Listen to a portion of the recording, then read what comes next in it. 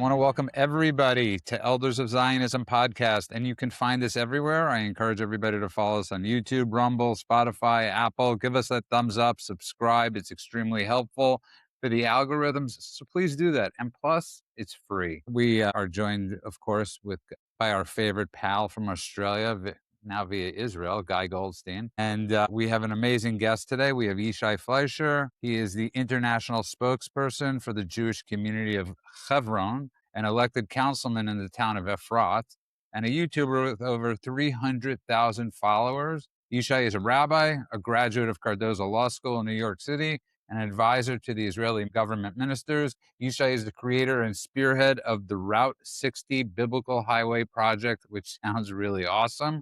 Guy has told me a little bit about that. Is Pizzeria Efrat still in Efrat? Oh yeah, Pizza Efrat.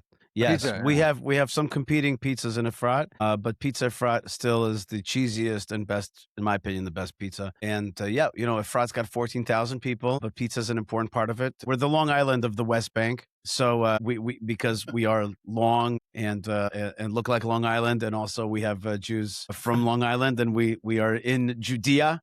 And we have to have good pizza, and that's part of it. That's, Efrat is where American Jews are supposed to live, really. So it's our natural habitat here in the mountains of Judea. It's great. I don't remember the pizza, but to be honest, we used to have a football league. All the schools would have a football league, and they were one of the sponsors. That's how I remember it. And that stuff continues, but the pizza itself is darn good. And in my other hat, I work in Hebron, and we have one kosher pizza place in Hebron. But since it's run by Chabad, they had some Brooklyn folks come in and literally teach us Israelis how to make proper Brooklyn pizza. So you could get Brooklyn pizza next to the tomb of the mamas and papas in Hebron. Speaking of which, I believe a congratulations goes to you for the new sovereignty over parts of Hebron and the new renovations over the tomb of the mothers and the fathers. Thank you. 20 million shekel project is underway right now to put in a beautiful, world-class, giant metal pieces are going over the open part of the tomb of the patriarchs and matriarchs, the mamas and the papas. And then glass is going to come in, and this whole thing is going to be much more lit up. What we had previously is just like a tent. It was just like a glorified tent. Now it's going to be just a world-class structure on top of a world-class structure. If anybody doesn't know, just to make it clear, the tomb of the patriarchs and matriarchs is a massive building built by Herod, added onto by Christians and Muslims over time. It is standing in toto. It's a 2,000-year-old building that is meant to honor the patriarchs and matriarchs, Abraham and Sarah, Isaac, Rebekah, Jacob, and Leah, who are buried there. And it's in the second most important city to the Jewish people, Hebron. But now it's getting a big facelift and upgrade with this project. So it's very exciting. And I just think first of all, that's phenomenal news. And I also think it's worth noting that the reason that this upgrade is happening right now is because Israel has finally made the decision to take responsibility for taking care of Hebron more broadly. It's really the opposite, meaning to say they really wanted to do this roof for a long time, and they were like, and the Arabs, the various Waqf and PLO, PA, Hamas, Jihad, all kinds of, they kept blocking us. They're like, no, and it was just like, so we can't work with you guys. The silly idea of thinking that you could create an Arab state in your own homeland and expect it not to be jihadi and to cooperate just because you're trying to funnel money into it in some kind of CIA junta. That didn't work out. And I think this is just one of those small facts that's really important for people to understand, that when you hear on the news that the Israelis are annexing or the Israelis are taking control, no, the Israelis are taking responsibility for preserving our shared heritage, the shared heritage of Jews, Christians, and Muslims, which the failed institutions of the Palestinian Authority have not been able to do. Yeah, I mean, I'm okay with saying we would, I'd be happy with saying we're annexing the land as well. I got no problem with that. It's our homeland, and we anti-annexed it. We gave it away to this created corrupt jihadi organization called the PA, and that was a big mistake. The thing that I really want to make clear is, this is taking care of shared heritage for everybody. Right? That's also so it's true. Not annexing and implementing an apartheid system. It's taking the responsibility and making Guy, it all of a better sudden you for everyone. become politically correct guy on this episode. I have always been somewhat politically correct, but this is a specific point that's important for people to understand. It's important that it's shared heritage, but again, I want to make it clear. My position is that this is our land. I have no problem annexing it. I have no problem. I would dismantle the PA today. It's a corrupt awful organization ruling our land and suppressing Arabs as well. So I have no problem with annexing. Also, I want to say something about apartheid. I had an amazing moment this week. I was on this famous YouTube and X guy named Mario Nawfal. Yeah. And I think, and I don't say this often, I think it's a useful conversation to listen to. In any case, at some point, he says to me, so, you don't want the two-state solution. You want a one-state solution? I go, yeah. He goes, and with equal rights for the Arabs. I'm like, no, I did not say that. I did not say equal rights. I'm absolutely against equal rights because I conceive of Israel as a protectorate, as a small reservation. And therefore, I'm not talking about giving rights to the majority of the region. We're a minority protecting ourselves. It would be as though the Druze would be happy to give equal rights in their Druze villages to Arab, regular Arabs, something like that. Or it's obvious that we're not here to grant total equalities. So he says to me, this was the amazing moment. So he says to me, he goes, oh, so you're talking about apartheid. And I'm like, and I explained that I want to give residency to Arabs in general, living in our land, residency, and explain residency with rights, opportunities, with with upward mobility, with access to hospitals and roads for residents, and not equality as citizens, but residency. So he goes, oh, so you're talking about an apartheid state. So I said, wait a minute, where do you live? I know, as it says in Wikipedia, that you live in the UAE, right?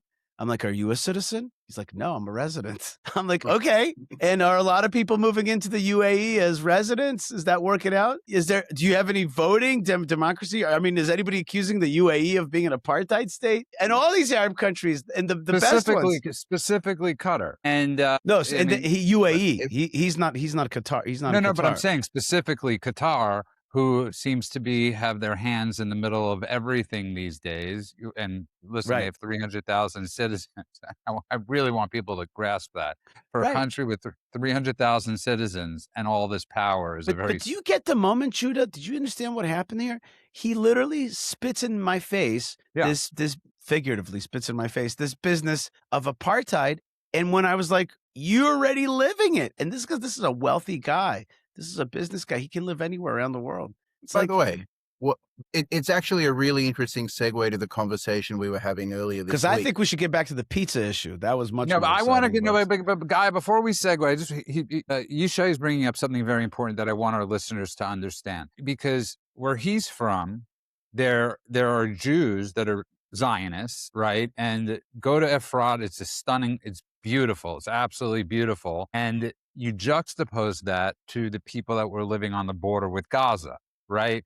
So there you had peaceniks, right, who thought they could bridge this life with killers, with eventually, if you're nice enough to these people, you don't need guns, you could live this sort of lifestyle and, they won't come and kill you. Well, sadly, October 7th proved otherwise. And Yishai, the reason I bring this up is because in Efrat, you're not under that guise. You guys are heavily armed. You guys are heavily trained over there. And your job is to live the land, but also protect yourselves, your family at the same time. Yes, I carry a pistol and my wife also has a pistol. I don't know if that's considered heavily armed. In Texas, I would be considered not so heavily armed. No, but I've seen some, yeah. I have also a longer, I have a long gun as well, a rifle. But, it's so funny. The way you said that, I thought to myself, well, to talk about the pizza of Efrat is probably more accurate, right? We're about 30 minutes from Jerusalem. We have a lot of professionals living here. They speak English. It's the town lives with an ethos of being like this Zionist, but close to Jerusalem, professional place, bedroom community, very green, very beautiful, very ancient, very biblical. And yes, it's got that defense part. And there are guys who are very defense minded, but it's not like we're walking around here like some kind of armed militia around here. No, you're not a commando unit. You're not the 8th team. Right. We're really much more the 5 towns in the land of Israel with the Bible. There's so many misconceptions, but really it's a very idyllic life in some ways. And yes, at the same time, a toughness, a Zionism, a toughness, a willingness to defend yourself and to shoot. It is true that if you go to the synagogue in the morning, like everybody's got a pistol. Right. And I think the reason I bring that up is because I think it's extremely important for people that listen to the show that are not familiar with this. And obviously nobody's familiar with the topography of Israel or Israel in any way. But why is So I everybody think so obsessed with Israel? That's what I want to ask you guys. Like, what is going on that in America today, it seems like being anti-Israel is actually a vote-getting tactic. Like it's no longer, now we see, I think there was another election today. It's clear that being anti-Israel is not like okay. It's actually something that's going to get you votes. Like, have we been outclassed by the haters of Israel that they've really yes, we managed to have. teach? Yes, we have. Right. And considering I'm the one that lives in America, but Bibi said it best when he was being interviewed, when they said to him, you're losing the propaganda war. And he said, well, we've been losing it for 2,500 years. And in certain parts of the country, we are, it's not just the left. So, right. So what you're referring to, what happened last night in Colorado, is that communists getting in. And that's something we spoke about on the show yesterday with Guy, was we already lost New York, and that was just a template. But yes, you have to run if you're on the left right now, or I hate to say it, if you're in some parts of the woke right, as they call it, or the woke right. I heard that one today. Yeah. Well, there's also a little, there's something more to it, which is there's half the question is, are we losing the propaganda war? But I think the bigger question is America losing itself? Right.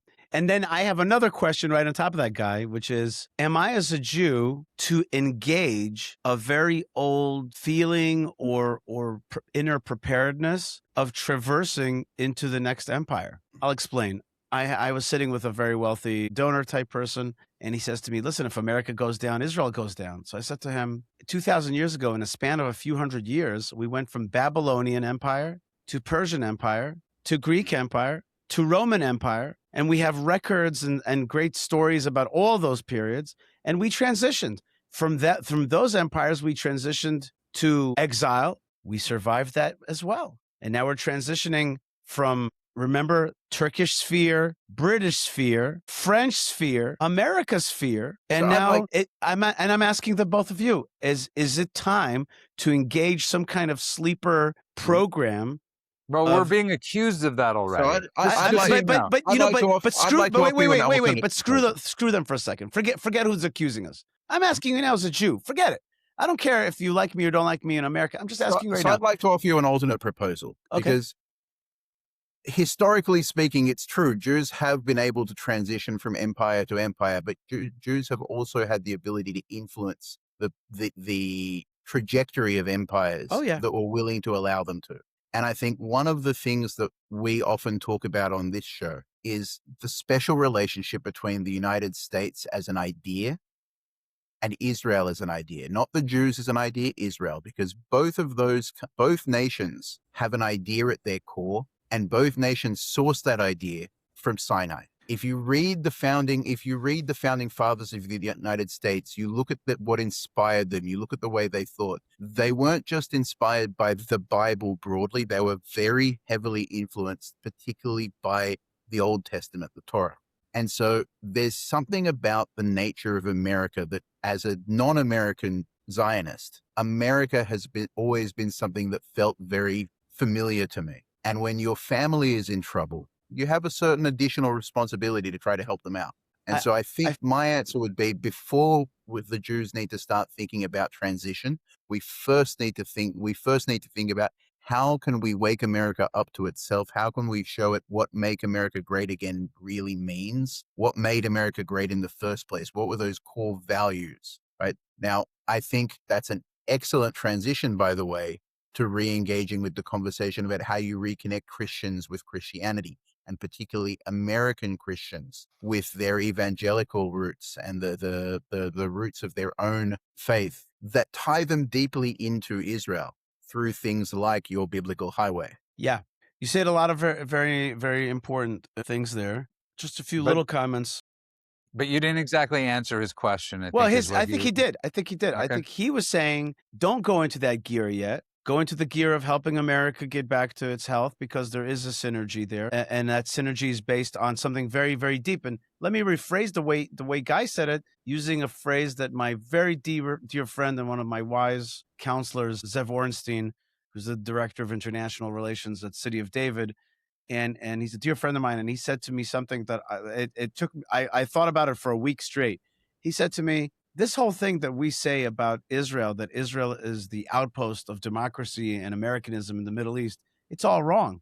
He said the real truth is that America is the outpost of biblical ideas and Jerusalem ideas out in the West. And I thought that was a beautiful, and I've heard now in the last 2 weeks, I've heard Ambassador Huckabee say it twice. I was with him this evening, and he said something akin to that, that really America is the representative of the biblical values, and not just the other way around. And I think that's very true. Guy, I think that's very true. I think that's very meaningful. But at the same time, we have to, like, I'm not going to be embarrassed to say that I'm concerned with the survival of the Jewish people and our project. And Okay. I'm not spitting on America. Parts of America are spitting on me. So, okay. I just, my question is, as a survivalist. I think okay, let me just say it like this, because this is one of the reasons we really did start the show. Thank God, America from listen, the internet or online is not the real world. So you bring up Mario or all these other people with large audiences that are influencers. It's an echo chamber. It's not reality in many ways. So yes, sadly, New York has gone commie. Colorado, we lost a seat. Those But are when you real look at things. those are real things, and Yeah. and it's a very big danger. And I of think we've seen spreading. it on campus. Yeah, no, without a doubt, there's been a lot of stuff. But again, at the same time, the Trump administration, to their major credit, has gone after the campuses, Yeah. has gone after the universities, have Absolutely. tried to protect it. You have amazing states like Florida. I mean, listen, America has done an amazing job right now at doing their best to combat anti-Semitism, especially in the Republican Party. The Republican Party had a decision to make: follow the left and let the crazies take control. But Republicans, specifically Trump, stood up to Tucker Carlson's, Megyn Kelly's, all those people. He did. He made a conscious effort to do that. So it might look horrific at times online and what you're reading, but that's not necessarily the reality. Yeah. I don't want you guys to misunderstand. My question was more, I'm not here to eject America. No, it's good. Yeah, This is a I'm good not here to discussion. eject America. I could say, like, to the things that you said, I could also poke a few holes and say to you things like, well, ever since we got into a relationship with America, we have never won a war, right? We have stopped winning wars because of their influence. We have their jets, and yet we never win. We never defeat enemies anymore. And I can, and who has been the big pusher of Israel shrinking, which is, like, to me, the biggest sin? Who has been pushing Oslo? What was Carter, who shrank Israel so tremendously? Then Clinton, then Obama, Biden. These are Israel shrinkers who have a real issue with Israel, and there's Bushes and other people as well. There's issues there, but I agree with you that fundamentally Trump has been an amazing person. He's helped Israel grow, which is the opposite of shrinking, and I respect that so much. But what I was asking more is, I guess I was putting on my like Jewish, not my Jewish American side, my like homing beacon, some kind of inner red light that flashes. No, and listen, says, I'm the biggest red light person here. Uh-huh. I am. And Guy knows a huge influence on my life has been Ben Stein. We study history, and we're not. I'm not red lighting it yet. Okay, it's flashing. The lights are definitely flashing. I mean, Mamdani governing New York. New York, we built New York.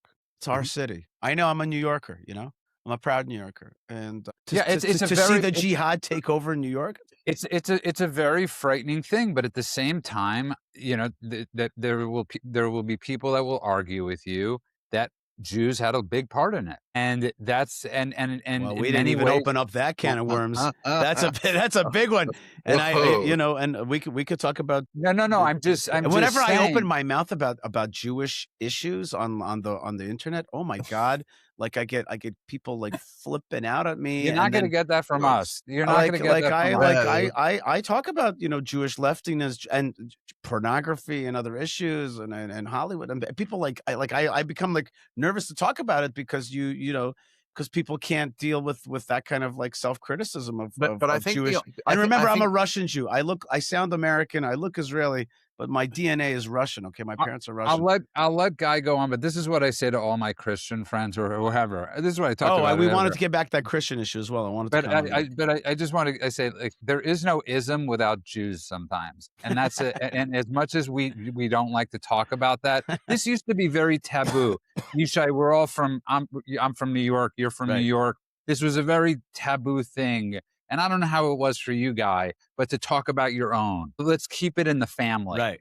Like, we don't want to talk. We don't air dirty laundry. Dirty Right, we was- don't air our dirty laundry. And I remember one day my father, who's an observant Jew, said, okay, it might be time to start airing some of the dirty laundry. Right. He like gave me permission. I was once in Congress, okay, and this congressman, we're talking, and he says to me, "Yeah, but my next door neighbor over there, Josh Weinstein, whatever it is, I'm just making up some Jewish, A congressman's lot of name." Josh Weinsteins, you say. Yeah, and he says to me, "Well, he doesn't believe what you believe about the land of Israel." So I looked at him. I'm like, "Do you trust him about issues like abortion?" He's like, "No." I'm like, "Why are you trusting him about the land of Israel? Because his last name is Weinstein?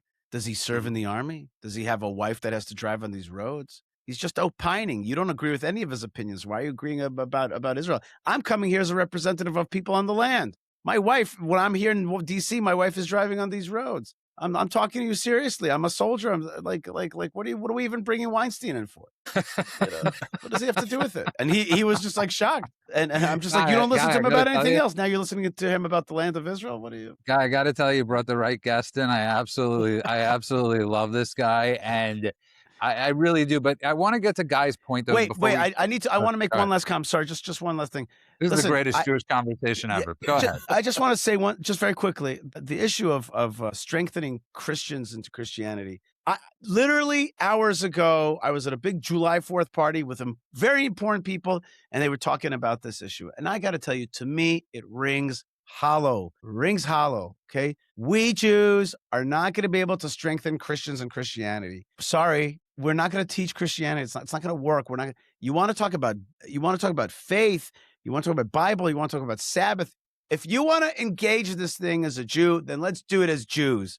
And I know Uncle Jay. That's what I call their God. I don't use the full name. It's a prohibition, according to some, to use it. I just call him Uncle Jay. I know that Uncle Jay was Jewish. That's great. But like, if you want me, Rabbi Yishai, to engage American Christians, well, it's not going to be about Christianity.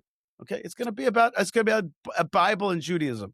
So let me respond to that, because I think one of the unique advantages that we have in this world is that we don't need faith, because there's something that's manifest that we can actually go and put our hands on and realize that our history is rooted in this ground. I think that there is not a Jew that I've ever met that if they walk up to the Kotel and rest their hand on the Western Wall doesn't feel something profound, right? There may be some people that walk up to the wall, touch it, and don't feel something, but I question whether or not they're connected to their Jewishness in any way. That is something that in a world that is so intangible and so ephemeral is a superpower. And I think one of the things, again, that the Biblical Highway as a project brings into the world is a way for all people of faith that connect to the Old Testament as a root story to reconnect with the manifest existence of this story, not as a fable or a fiction, but as something that you can touch. And that in and of itself is something that allows people to realize that it doesn't have to be blind faith. They can come and see the tomb of the patriarchs. They can come and see the altar at Mount Ebal. They can come and see these things that are in the book. And all of a sudden, I was reading my son, the BFG, recently. I don't talk about family much, but in your case, I'll make an exception. I was reading the BFG, so people. Big Friendly Giant. Fantastic book. At some point, they get to London, and I'm saying to him, I've been there. That's exactly what it's like. And he said, what, that's real, Dad? I said, yeah. Is the BFG also real? So, well, no, the BFG is not real, but London is, and Buckingham Palace is. And the fact that I could show him that this was real, I could tell him that I've been there and touched those stones, to him made the whole rest of the story more plausible. And I think that there's something in this for other people as well. And we don't have a monopoly on our own history in that regard. And we don't have to teach Christians Christianity. We only have to show them Judaism. Right. Here I agree fully. And I like to illustrate these things with stories. This is an amazing story. Short. One time I was at this thing called the NRB. NRB is the National Religious Broadcasters Conference. It happens in Nashville, Tennessee. It's like the size of the state of Israel. It's so big. It's ridiculous how big it is. It's huge. You go to this conference, I mean, it's there's nothing like that in Israel, the size of it all. And yet in the expo floor, the number one real estate on the expo floor is Israel's Ministry of Tourism. And they have there all these like non-religious type of guys there that are working there at the Ministry of Tourism, good Israeli bureaucrats. And they announced that year that I was there that they have a new campaign, a new marketing campaign geared towards Christians. And they're going to have a big press conference at 3:00. Everybody join in. I go there, I sit, tons of people, hundreds of people at this hall. Everybody's waiting with bated breath to hear what the Israeli marketing geniuses are going to reach out to the Christians with. And they get up there like, not observant, not overly biblical type people. And they get up there and they're like, this is our new marketing campaign. And they hit the play button and it's like, Uncle Jay, he went into a cave and 3 days later he came out. Hallelujah. And they did this whole very, very, very, very Christian-y thing. And when it was over, the crowd clapped, but it was a very subdued clapping. And finally, a pastor gets up, and I'll never forget this. The pastor gets up and he says, when I come to the Holy Land, I search out an Orthodox tour guide so that he could take me to the places of the Bible, so you could share with me your Bible, the Old Testament. He goes, we know how to do Christianity for Christians, even in the Holy Land. We'll teach it to them. We want you people to show us the authentic Bible that you live. And everybody was shocked. But what's so shocking is that there's nothing shocking about it. Other people want authenticity. That's what people want from us. I want to ask you a question. Because I'm not familiar with this. Who's actually asking you to do this? Because who's asking to do what? As far as the Christianity thing goes, as far as bringing Judaism into Christianity or vice versa, or I mean, I'm not familiar with what you're being honest. I'm not familiar with what's going on here. The way I look at it is people like you are extremely strong. You live a great life. You live in Israel. You do this and you do that. There needs to be more of you. That's the problem is your voice isn't we need to amplify your people like your voices. Okay. And this isn't a matter of the X or whatever it is. People need to know I'm with that guy. What he's saying is making sense to me. If they're Christian, if they're not Christian or whatever it is. And I think sometimes people are scared to talk like you're talking with authenticity, because it's that authenticity that will bring people together. Part of that is because of a fear of authenticity. Part of it is because there's also an incredible illiteracy amongst Jewish people about our own stories. And there's this like kind of cheesy wish to suck up to a potential tourist in a kind of cheesy way, instead of being like, I got to invest in my indigenous, my authenticity, kind of market. And okay, listen, right now we're on a project that I've been working on for 4 years. And Guy is, I think some of the things that Guy said just now really, really made me even think about it even more, about how people perceive it from the outside. But basically, every kid in the world has seen the movie Cars. Everybody knows in the old generation what Route 66 is in America. It's this heritage highway. Everybody knows it. It goes from Chicago to LA. It goes through all these states. It's this like classic road. There was a song about it, Get Your Kicks on Route 66. And it had a TV show. It's just iconic. It's an iconic Americana. I literally have on my wall there a Route 66, like, a shield with a motorcycle on it. And so, it's iconic. It's iconic Americana. And with the good Americana that I was able to pick up, I came up with this idea to start teaching a lesson plan that the forefathers and mothers and the majority of the Bible happened on this one road, which goes from Beersheba in the south up to Hebron, up to Bethlehem, up to Jerusalem, then to Bethel, then to Shiloh, Shechem, and then to the Jezreel Valley in Megiddo and the Tavor, these famous biblical mountains. And I started as a lesson plan. And then finally I realized, I'm like, why am I? And I saw that everybody loved it. It was a good mnemonic. It's a good way to teach biblical stories. Just a quick aside before you continue. All of those things cut right through Judea. Right. It goes Samaria. Right. Well, they're in what the Jordanians would call the West Bank. Right. And Guy, I want to say something to you. I read your beautiful article and write up about it. The one thing I wanted to say to you is that I just want you to know that while Judea and Samaria is the heartland and it's a big part of this road, we're trying very much to say this is not a Judea and Samaria thing. This is a Bible thing. This is a Beersheba thing. It's the Jezreel Valley. It's Jerusalem. A big chunk of this is not in the politically charged. I just want to give you a comment, by the way. As we're doing this show, we have a few people that do listen. Somebody said, your approach to your faith and interactions with Christianity, seeking knowledge, is epic. Would love to have a serious religious conversation with him, honestly. Somebody just sent me that message that's listening to it, which I think is such a huge compliment to you. You know what it is? It's so simple. I really believe that most issues that we're dealing with are more attitudinal than they are factual. It's most important is your posture. My posture is I'm proud of my Judaism and heritage, but I also have a heart, as we say in Christianese. I have a heart for the people of this world. I have a heart for Christians. I have a heart for Muslims. I have a heart for them. I care to talk with them. I care about their feelings. And that doesn't mean that I'm going to subdue my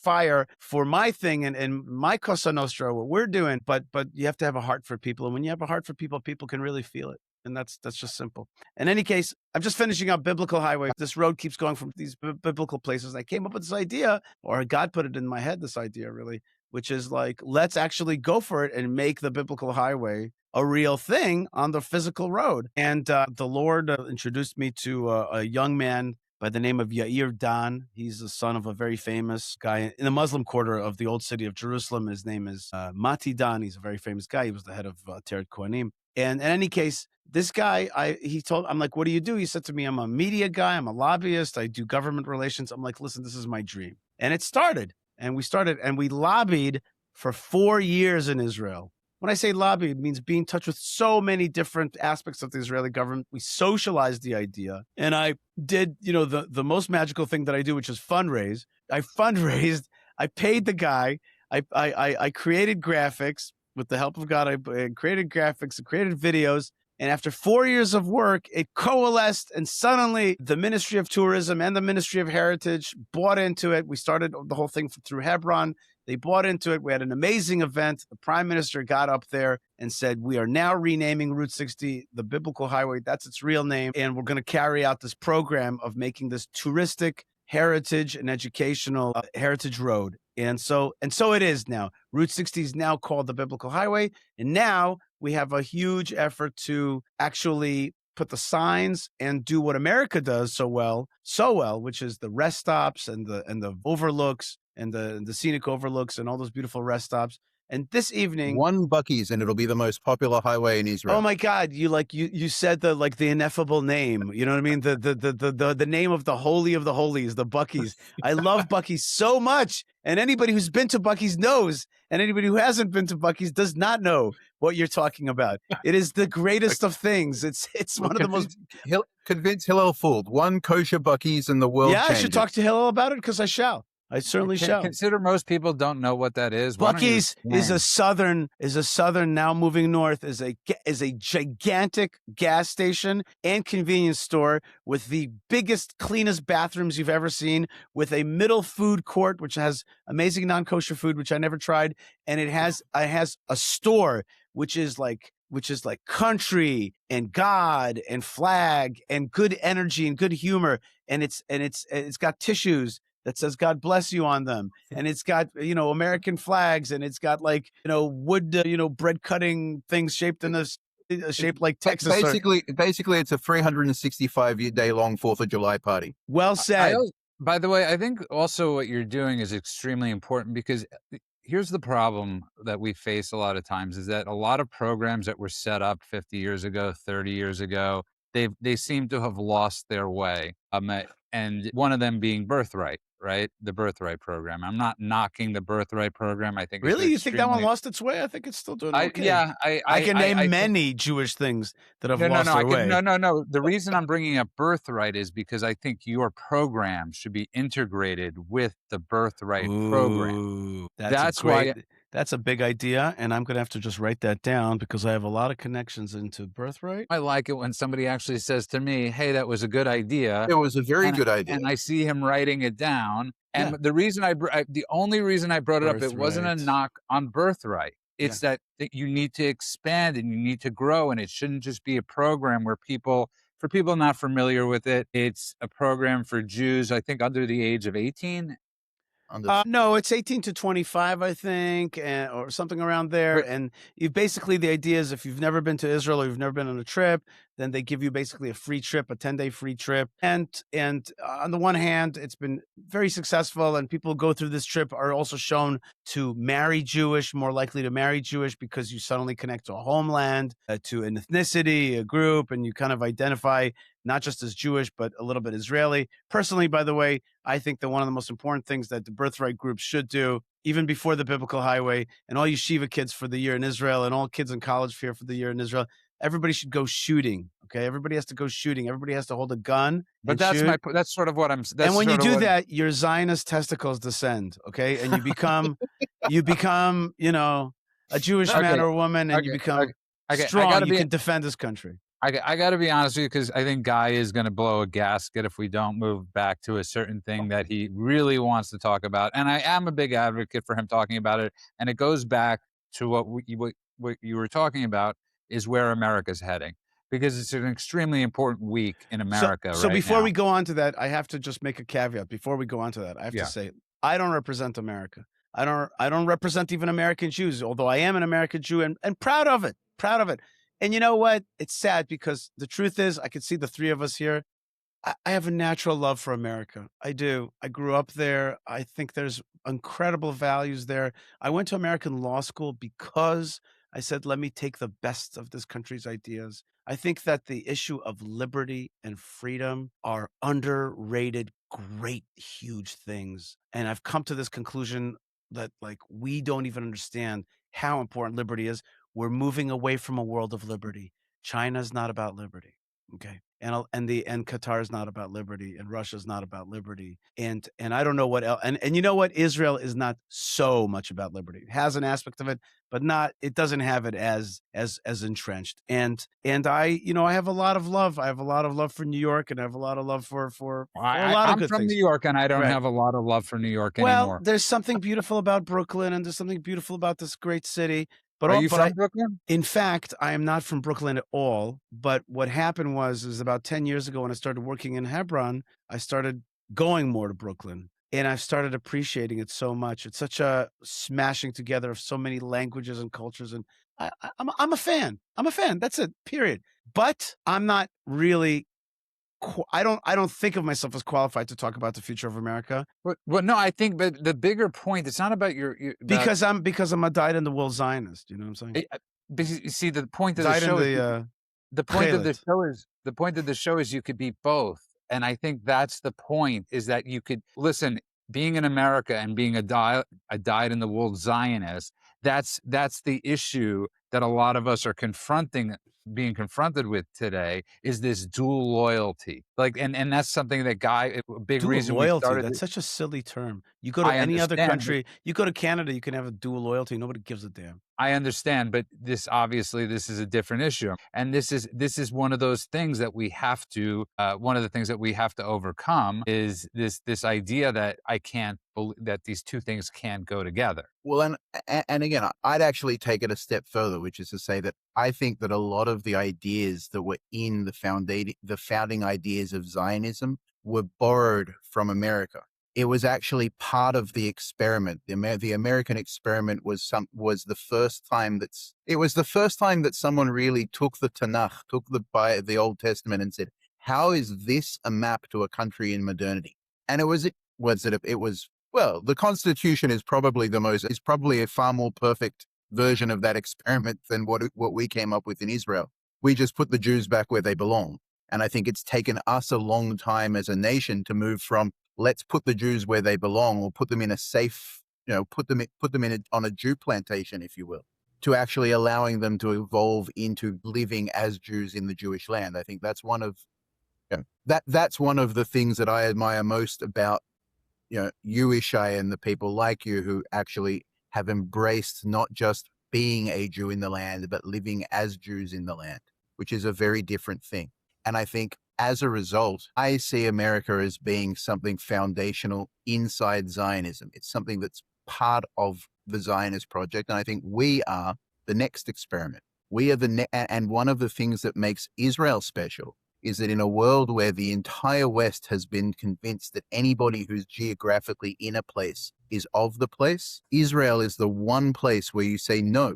We say no. There is something special that makes an Israeli Israeli. There is something that, a Jew in Israel is something different. The English don't have that anymore, and you can see them taking to the streets and fighting for it. The French don't have them anymore, and I'm not even sure they have any fight left in it. The Germans have lost that. Yeah. America is starting to lose that. America is losing that not only in the streets, but in its politics. But there is a thread of American politics and a thread of an idea that's very popular in America. Make America Great Again was a cry to a deep instinct inside Americans that, for me as a Zionist and as someone who first and foremost is a Zionist, felt like a call to Americans to come back to their Zionism. And I think I'm not saying that we have to attach ourselves to the Titanic if it's sinking. What I'm saying is we've seen America go through moral panics in the past. The American media is notorious for maddening for driving the American people into these moral panics every decade or so. And if we can help them come to the other side by living our best lives, by being the strongest Jews that we can be in the Jewish homeland. Well, first thing to do is not to create a Palestine on your land, right? Step one. Look, we're so surprised, like the UN, they're voting, they want Palestine. Well, you created a Palestinian Authority. Don't do that. Don't give away your land and give it that name. Don't create that, kill that mythology and well, you'll just be like in the better shape. Confederates have some of the southern states. They can have up to Virginia, but no further than that. That's right. That's right. There might be some people that want that, but by the way, I use a different example. I tell people, I'm like, look at Taiwan. Obviously, Taiwan is just so recalcitrant. This tiny little island across from this big giant China, and the way to have peace is to cut Taiwan in half and give half of Taiwan to China and leave the other half, and then we're going to have peace. You're going to do a King Solomon on them? Yeah, everybody laughs at the absurdity of that, and that's what you're doing a Sophie's choice. But I wanna though talk about something though, because I do think there is a bond. I do think there is a special bond, whether we wanna, between America and Israel. And I think it's very easy now to forget, what somebody like Richard Nixon did for Israel. Okay, I think it's. Don't forget what Achashverosh did for the Jewish people 2,500 years ago. Sometimes I think to myself, we're like, not only did we traverse all these other empires, we actually keep a piece of them. We actually remember them. We remember them while nobody else really remembers them. Who remembers the Persians except for the Persians, But we remember them. We remember we live with them. Every year we read their words and we relive their feasts, We bring the Persians through Esther, through Purim. I actually heard a fascinating lecture from a Persian scholar who said that were it not for the Jews commemorating Cyrus the Great in the Torah, the Persians never would have remembered it. That's interesting. That's what it is. But by the way, I want to go back to the beginning of the conversation when I threw out to you guys that we, could we mentally prepared to traverse into either the various ways that we could traverse into. It was very hard for you guys to swallow it, and I can understand that. But there's a part of me that's like, what was hard for us to swallow? It's hard for you to swallow, I think. And you said that this show is dedicated to trying to keep both of these ideas in both of these countries alive and the things that unify them. And I think that you're right. But there's a part of me that's flashing and saying, okay, I'm sure we had a great relationship with France as well. We did. And we, by the way, had an intelligence relationship with them, a technology relationship with them, the whole thing. But you're bringing up another point. You're bringing up a completely different point that I wouldn't disagree with you, which is, if you want to go all Gwyneth Paltrow on this, where we start to consciously uncouple. Okay. What does Gwyneth Paltrow have to do with it? And I was using her example of when she got divorced, and that was the word she used. Oh, what is it? That her consciously uncouple. I think that's what it was. And the reality is, what you're talking about, I don't disagree with. Okay, I'm not sure I agree with myself. I'm asking. But no, what I'm saying is the $3.2 billion, let's say, which is constantly being used as a trope, right? That is such bullcrap. It's one of the most annoying bullcraps of them all. But here's the problem. Just rename the damn thing into Joint Defense Development Fund, and we'll be done with this crap. We agree. God Almighty. like a agree. half $1 trillion economy. We're still talking about the $3 billion Yes, that they but again, you know, in Hebrew we'd say tsumiza. It's like leave it but already. you asked the question of what is an issue, and that is an issue. So yes, I would love to see Israel cut a check back to the United States, but the United States doesn't want that check cut back because the ROI on that $3.2 billion is insane. You can't quantify it. And this was Yoram Ettinger said, and I think he was right. Just the sales that we've helped develop of the F-35, because we've battle tested it and sharpened it, and made it look awesome. Beforehand, it was a dud. Israel's usage of it has made the sales. We've way more than $3 billion. Each one of these planes is $3 billion, and we've helped sell these things to the world, for America to sell them to the world. So like just that. And I want to go back more directly to your question, Yishai, because I think it's a very valid question, and I think it is uncomfortable, the idea of detaching from America, because America, out of all the, it's a bit like it was probably there are some people that were uncomfortable with the idea of distance from England. Sure. Right? It felt comfortable because the England or the United Kingdom or Britain at the time of the mandate, despite the atrocities of the mandate and all the rest, and they have a lot to answer for that we can talk about in a different episode. Their society fundamentally felt familiar to Jews because there was a lot of parts of Judaism in it. America feels even more familiar because it has even more Judaism. I agree with that. So it feels like leaving home. I agree. And that's hard because, especially when you see the UK and France are no longer relevant options because those are both failed empires that are on their way out the back door. That means that out of the 5 countries right now in the Security Council, the 2 remaining are China and Russia has historically got a long-standing animus towards Jews, before the Soviet Union. That's right. And China is such an alien culture to Jews that the only story we have historically is the Kaifeng Jews, a small group of Jews who the emperor actually was quite kind to. But there's no real history there. It's unfamiliar. It's unsafe. There is an unfamiliarity to the options that are on the table right now. Well, that's why I brought it up. Because I thought to myself, isn't it important to start at least considering how to make that transition? You're talking to people that are not uncomfortable with talking about what you're talking about. We're not people that are against that, but I do live here. I think that there's a certain element of this, which is there is a historical tradition that comes from 2,000 years of exile of always having a suitcase by the door. Right? That's a metaphorical tradition. It's not a real. Jews don't really have a suitcase by the door unless they're going to the airport. You know, I have a joke about that. I tell people, how do you know that Sephardic Jews really weren't exiled? They really weren't exiled because like Lebanon and Yemen and Iraq, that's not really far away. That's like nearby. How do you know? Just look at their Sefer Torah. Their Sefer Torah is this big with this rounded thing. You can't run with that. You cannot run with that. Our Ashkenazi Sefer Torah, that's like, I think I heard something. I think they're coming after us. Roll it up and run out. So the 2,000 years of exile taught us to have the suitcase by the door. Yeah. I think the 80 years of sovereignty taught us that the other hand needs to have a sword. Yeah. And so what I'm saying isn't that we need to be uncomfortable with the idea of having to consider our options. It's that we should still fight for the one that's got it. Unless we really know that it's over and America is a lost cause, it's worth fighting for. I would say that the reason that America would be worth fighting for is because the rest are not moral pillars. China is not a moral pillar, obviously. And even India is not. It's a different kind of morality that, it's a different thing. And there's really nothing out there, but there's the transition that could happen. And this is where I would consider two options of transition. One option of transition for Israeli survival would be simply to diversify. We need to diversify. This whole business about leading on one empire, it's just not good for us. And we saw it with the Biden era, and that could come to us 10 times stronger in the next election. Okay, so you got to explain what you're referring to, just because I think I'm referring to Israeli independence from any empire and diversifying our purchases, our arms, our economic diversification, like any portfolio. Okay, we cannot rely on one empire, especially when it is fickle and democratic, which is beautiful on the one hand, but on the other hand, could lead you to, a Biden and or one of the things I have a pet peeve about when Jews say about what's her name, AOC, people say she's stupid. I'm like, she's stupid. This girl's stupid. She is far from stupid. Wow, is she not stupid?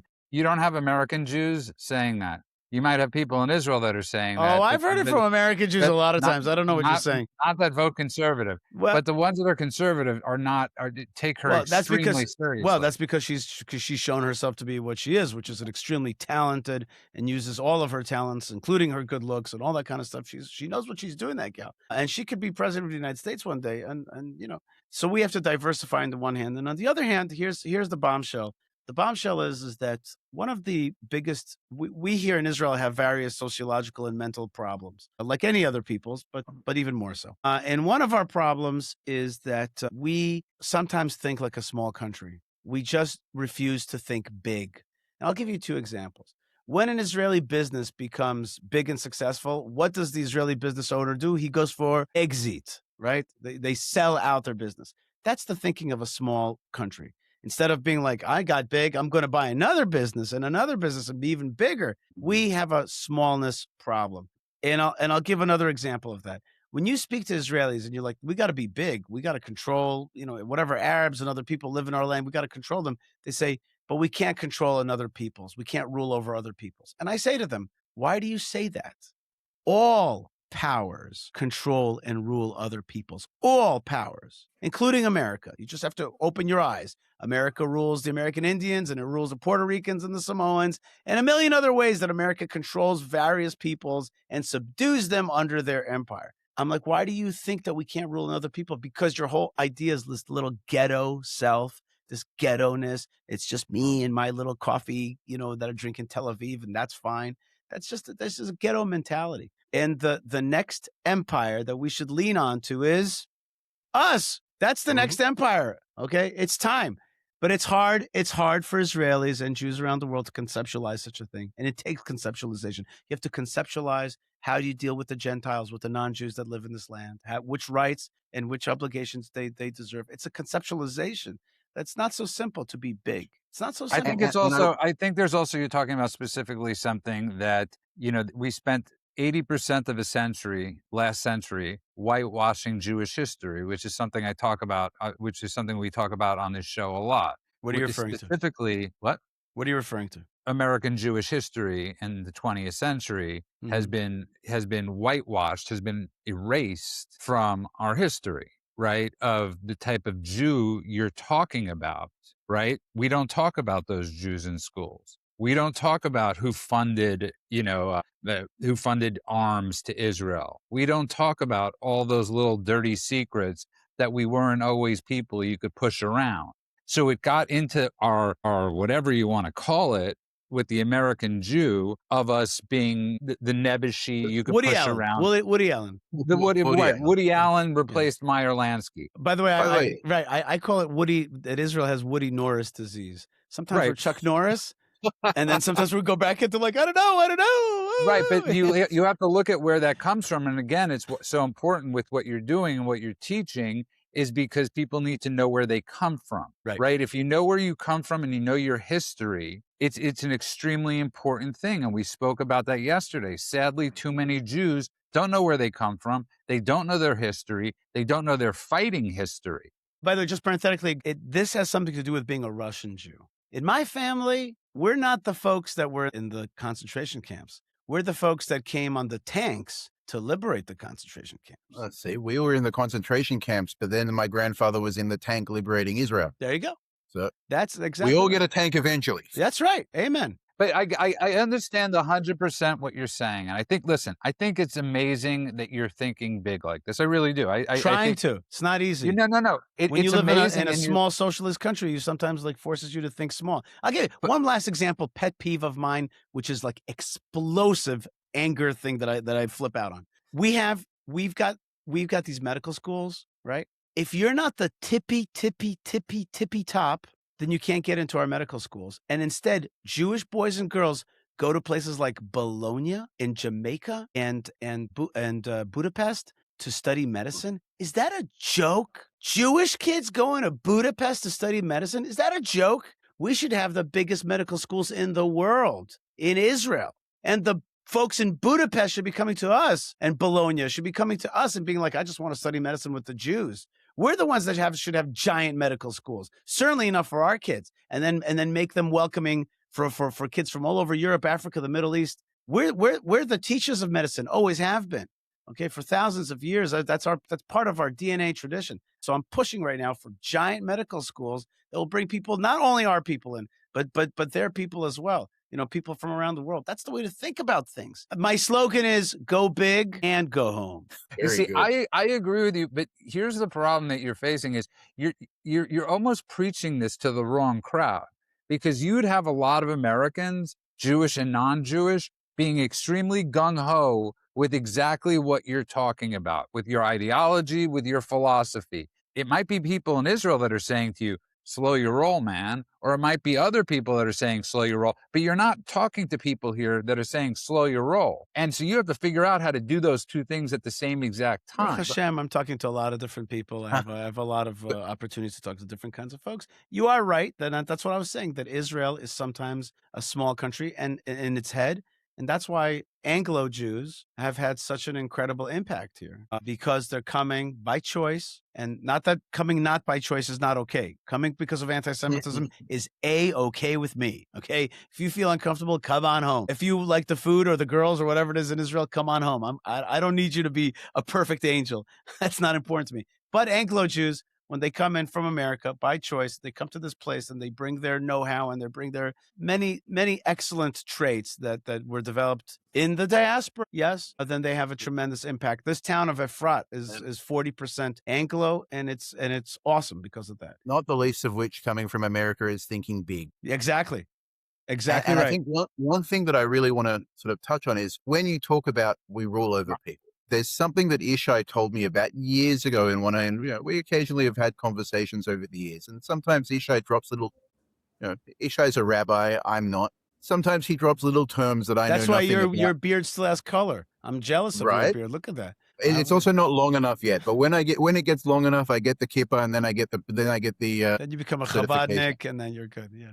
Okay. But one of the terms that he introduced me to was something called a ger toshav, or a resident stranger. Resident alien is the Resident alien. ger toshav, yeah.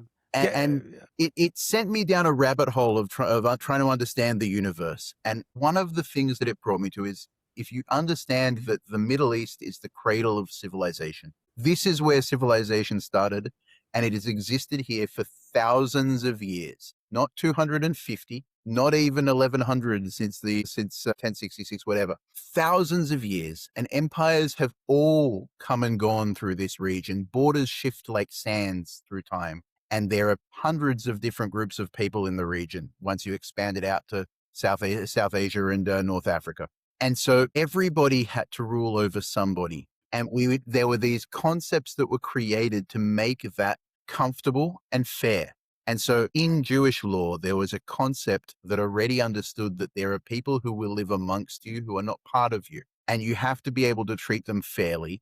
But you can't just say that, yes, now that they live amongst us, they're one of us. And this is not a problem for Israel, because we know who are the Jews and we know who aren't the Jews. We actually have a very clear definition of who we are and who we're not. This is the problem that the whole West is facing today. Once they lose their ability to distinguish between themselves and people that are from a different culture that happen to be amongst them, that's where you start to see this rolling collapse of Western civilization. And so, and it's not just big, it's proud. It's being able to say, yes, we are proud of who we are. We know who we are, and we're willing to define who we are in a way that is exclusive of people who are not who we are. And you need to do that too if you're ever going to save your civilization, because no civilization can be universal. That was always a lie. Imagine if you're playing a Connect 4 with somebody and you put yours and he puts his, and then you put yours, and then he puts out like 3, 1, 2, 3, or 4, and he's like, I win. You're like, no, you didn't win. You didn't play by the rules. It's like, I don't care about the rules. I win. And that's the problem. You have to, when you bring in foreigners or whatever it is, immigrants, and that's great. But if they're not willing to play by the rules that you set up, then they're actually here to do conquest. It's a conquest. And by the way, one of the principles of jihad is immigration, conquest by immigration. It's a written fundamental principle of jihad. And so it's happening right now. And sadly, it's happening here. I listen, we could go on with you forever. I'm really enjoying this. I love your passion about this. I really do. And you're talking to somebody that's a Ben Gvir fan and that's a Smotrich fan. So just so you know where my political... You're in a safe space here. Okay, I know. it's okay. I'm very aware Yeah, of that. yeah, you're not. But It's all right. your battle with what you're facing isn't necessarily only with America. It's with the Israelis that aren't. It's with the Oh, Israelis, like, look, obviously the leftists and so many people that don't. We could do a whole show one time on the parliament and how it works. You don't know how many conversations I've had with people trying to explain to them how the Israeli parliament works. And people in America don't even understand, sadly, how any parliament works. So, but you're in the minority right now in really? Israel. Yeah, 100% you'd be in the minority. I could give you the numbers almost. I could I'll tell you. actually. I don't know what you mean. Here in Israel, we are. First thing. My parties are in the coalition, so I'm literally literally the majority because I'm in the majority coalition. The whole nationalist camp is where I live, and I work with all of the nationalist parties, the Zionist parties, the Zionist nationalism. But in any case, I want to tell you something. Just look at the youth. My God, the youth in Israel is unbelievable. They're so strong. They fought so valiantly. They're so battle hardened. They're so excited about this country. You just see it. The country, I tell people, the country's full of two things: cranes and pregnant women. And And that's right. There's so many of them. there's so many of them. It's amazing, amazing, amazing, amazing energy.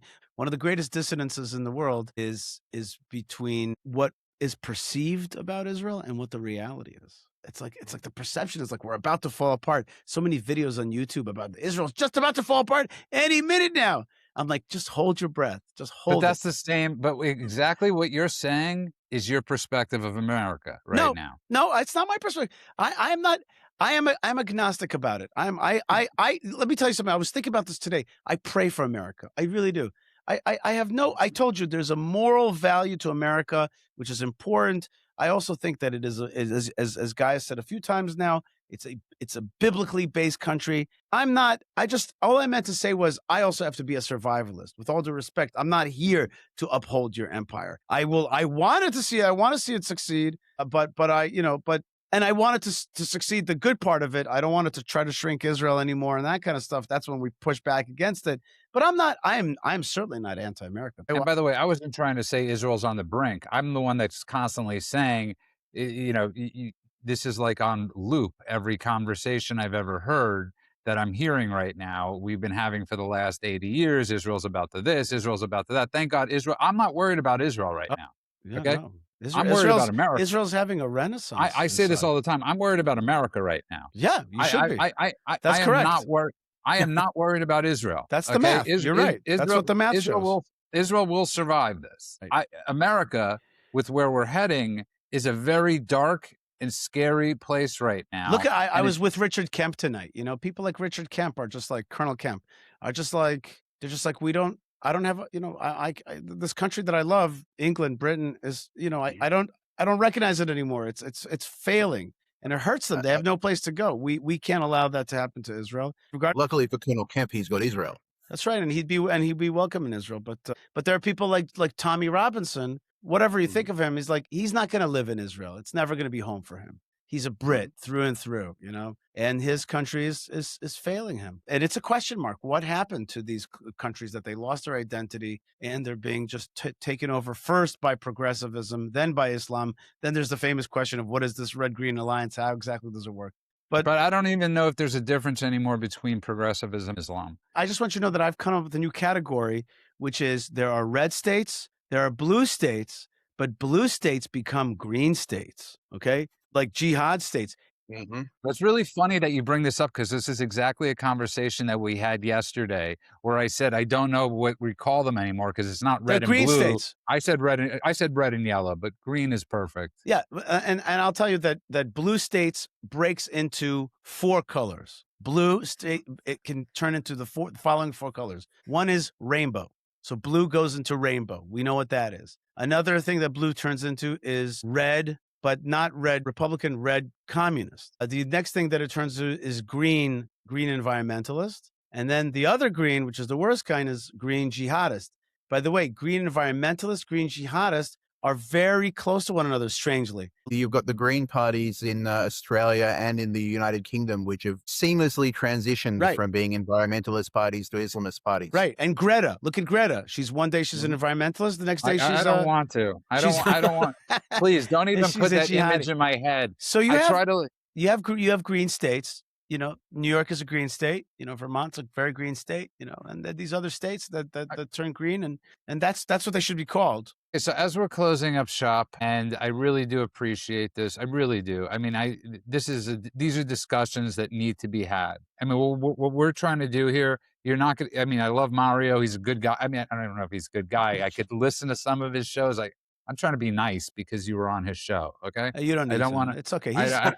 You know what? He's nice in that he let me come on the show and speak, and I treated him with respect, and he treated me with respect, which is all a big deal, and we appreciate it. But that's what the his biggest X thing. feed is full of anti-Israelism. Yeah, but that's the biggest thing we've lost is actually having discourse. Absolutely. Yes, in America specifically, I grew up listening. We would have shows like Crossfire, the McLaughlin Group, all these amazing shows, and we don't have that anymore. Yeah. And I try to explain to people all the time, if you think the American press is tough on Trump, the Israeli press is far tougher on Bibi Netanyahu than the American press could ever be. But I do believe we have to have this discourse, but it's also important to talk. I just wanted to, America and Israel right now, they are together. So right now we're talking about a hypothetical.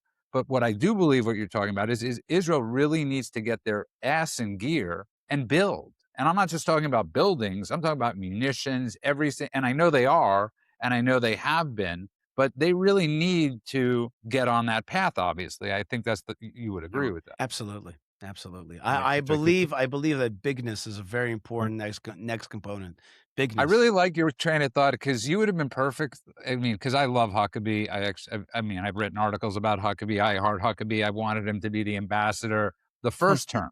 When David Friedman got it, I thought David Huckabee did amazing work.